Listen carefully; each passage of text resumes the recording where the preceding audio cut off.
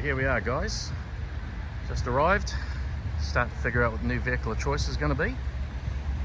We'll go inside the showroom and pick up our new wagon, the new build. So there you go, guys. There's the front. 2021 Ford Ranger. It's the Armour X edition. And as you know, we've already bought the new winch bar and everything for it. There we go.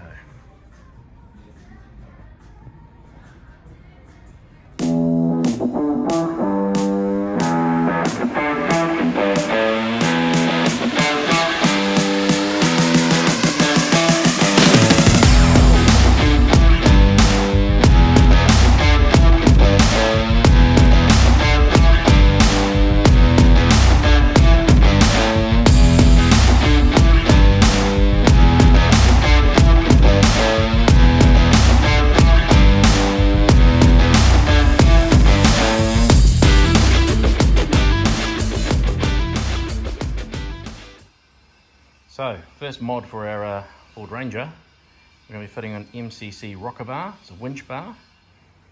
Done a lot of research into why we want to do this. This particular model. There's a lot of good bars out there. I just want something different.